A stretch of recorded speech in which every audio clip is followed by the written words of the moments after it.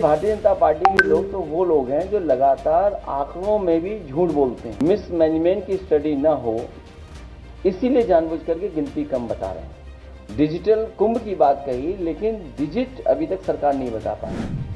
हमारे सरकार से अपील है कि बहुत सारे बुजुर्ग 65 साल से ऊपर, 70 साल से ऊपर वो लोग स्नान नहीं कर पाए।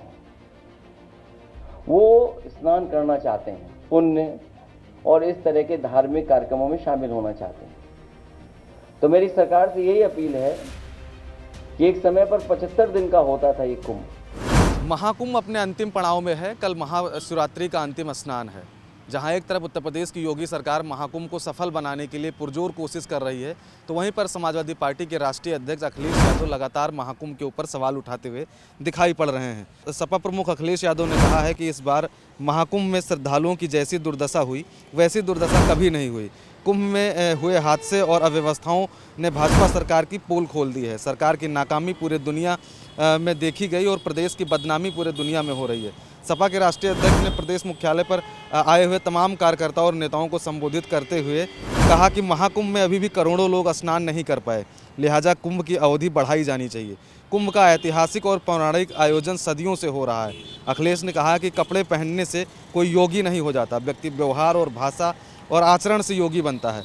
महाकुंभ में संतों, धर्माचार्यों और आम जनता की श्रद्धा और धार्मिक आयोजन है, लेकिन भाजपा सरकार ने इसे राजनीतिक कार्यक्रम बना डाला।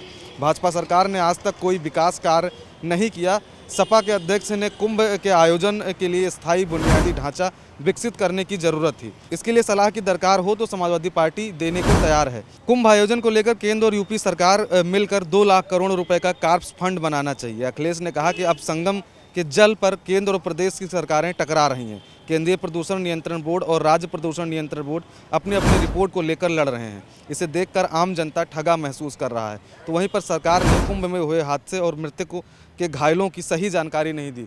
तो जो कुंभ का आयोजन उत्तर प्रदेश सरकार के द्वारा कराया जा रहा था, जहां एक तरफ उत्तर प्रदेश के मुख्यमंत्री योगी आदित्यनाथ जो कुंभ को लगातार सफल बनाने की दिशा में काम कर रहे हैं, तो वहीं पर जो समाजवादी पार्टी के राष्ट्रीय अध्यक्ष हैं अखिलेश यादव, उनका साफ तौर पर कहना है कि चाहे वो मौनी अमावस्या के दिन हुए हादसे की बात हो, चाहे जो कुंभ में भगदड़ हो या जो ट्रैफिक जाम को लेकर तमाम तरीके की समस्याएं श्रद्धालुओं को झेलनी पड़ी, उसको लेकर लगातार समाजवादी पार्टी जो है सवाल उठाती नजर आई है। और अखिलेश यादव का साफ तौर पर यह भी कहना है कि अगर सरकार को कोई ज़रूरत हो तो जो समाजवादी पार्टी है, समाजवादी पार्टी उनको सलाह दे सकती है। समाजवादी पार्टी के नक्शे कदम पर काम अगर सरकार करना चाहे तो काम कर सकती है और कुंभ को पूरी तरीके से सफल बनाया जा सकता है।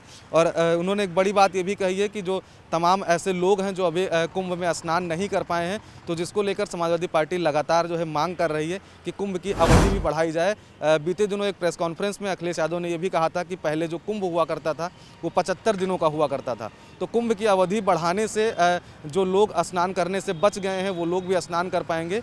और सरकार को जो है ये ज़रूर सोचना चाहिए कि किस तरीके से लोगों को जो लोगों का स्नान सुनिश्चित कराया जा सके और उनको उनके गंतव्य तक वापस पहुँचाया जा सके। ये सरकार की जिम्मेदारी होती है, लेकिन सरकार कहीं ना कहीं कुंभ को कराने में असफल दिखाई दे रही है। कैमरा पर्सन हरीश के साथ कृष्णा मिश्रा, खबर चौक, लखनऊ।